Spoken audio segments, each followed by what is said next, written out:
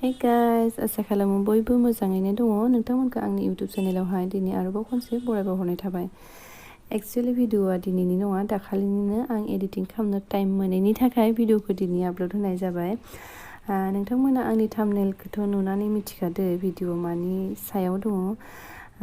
स' नोंथांमोना नायनो इन्टारेस्टेड बा नायलांबाय थादो। थ' बिदिब्ला आंनि भिडिअखौ स्टार्ट खालामनोसै।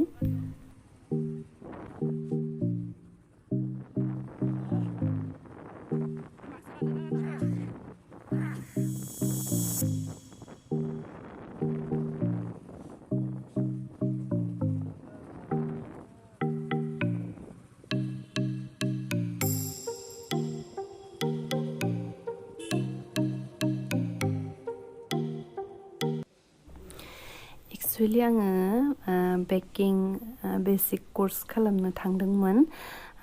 ओजा थांनानैसो मिथिदोंमोन आरो भिडिअ एलाउ गैया होननानै बिसोरनि माखासे रुल रेगुलेसन थायो बेनि थाखायनो भिडिअखौ एलाउ खालामाखै जानो हागौ। ओमफ्राय नैहायनो जोंखौ फोरोंदोंमोन आरो एक्चुअली बिसोरनि इनस्टिटिउटआ माने रेडि जाथ'वाखै आरो खाथियावनो कनस्ट्राक्सन सोलिगासिनो ओंखायनो एसे दावरावबो जादों। ओमफ्राय इनस्टिटिउटआ जाथ'यैखाय न'आवनो जोंखौ फोरोंदोंमोन। ओमफ्राय जि हायो आं एसे फट' खेबना लाबाय। फट' एलाउ दङ भिडिअल' एलाउ गैया। ओमफ्राय आं बाराद्राय मबाइलाव कनसेन्ट्रेट होबाय थाबा सोलोंनाया थालांगोन नालाय ओंखायनो आं बाराद्राय फट'बो लानाय जायासै। जि हायो एसे लाबाय आरो बेनो जाबाय जोंखौ फोरोंग्रा मेमआ जि मोजां समायनाथारमोन आरो।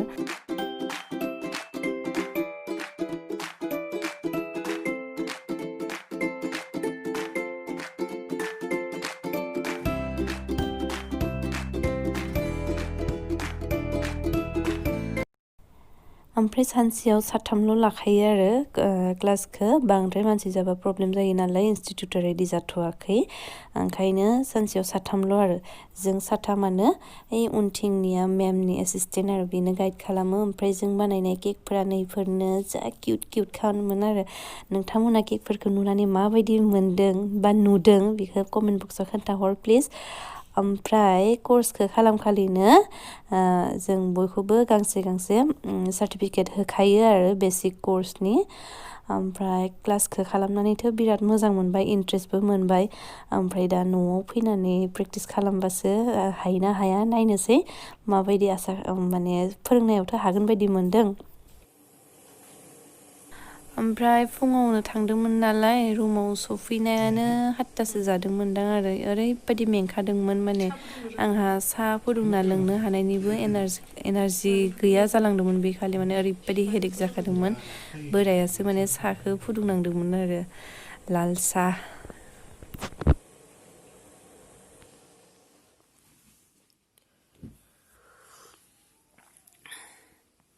थेंक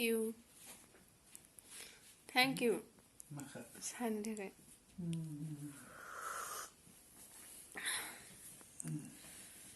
दिनथु स्ट्रेस खाएगा ना नहीं खाएगा?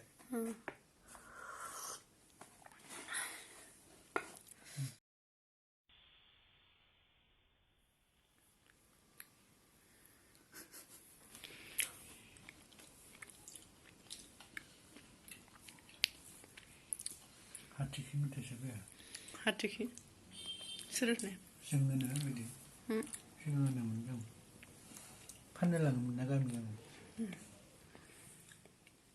साहाखौ लोंखांनानै ओजाथ' भिडिअ खालामनो मोनासै नालाय ओंखायनो रुमाव फैनानै आं भिडिअ खालामबाय आरो जों साथाम मानसिमोन नालाय केकखौ टटेल बानायदोंमोन 5टा आरो 5टानि मोनसे जाबाय बाटारस्कच, मोनसे स्ट्रबेरि, मोनसे ब्लेक फरेस्ट आरो मोनसेया डार्क चक्लेट आरो मोनसे मामोनथाय आं बावगारबाय आरो मोनसे बयनोबो रानना होनानै मोननै डार्क चक्लेट आरो ब्लेक फरेस्टखौ हाखावनानै आधा रानना होबाय आरो साथामखौबो। ओमफ्राय आंनि भागोआव नै बारबि डला गोलैबाय जा किउटखा। ओमफ्राय आंबो ट्राइ खालामनोसै मोजां केक बानायनो। नोंथांमोनाबो आं देनां हानाय जाबा प्लिज आंनियाव अर्डार खालाम। आं मोजां केक नोंथांमोनखौ बानायनानै हरगोन। ओमफ्राय नेक्स्ट डेआवहाय जोङो माने न'आव थांदोंमोन आरो ओमफ्राय न'आव थांनायावहाय जोङो बे उत्तर गुवाहाटीनि मदन कामदेब मन्दिर दङना बिथिंहाय थांदोंमोन आरो एसे खामानिबो दंमोन। ओमफ्राय लामाया जा मोजांखा आरो खाथियावनो दुब्लि हाजो स्राय स्राय इमान मोजां हाजो जिं जिं थाङो लामाया ओमफ्राय आंनि भिडिअखौ नायनानै नोंथांमोना मोजां मोनदोंब्ला प्लिज लाइक आरो कमेन्ट खालाम लोगोसे सोरबा आंनि चेनेलाव गोदानबा साबस्क्राइब खालाम ओमफ्राय दिनैनि भिडिअखौ आं एसेयावनो दोनथ'नोसै न'आवबो मोनफैबाय गथ'फोराबो केक हासिगोन स' थेंक इउ बाय बाय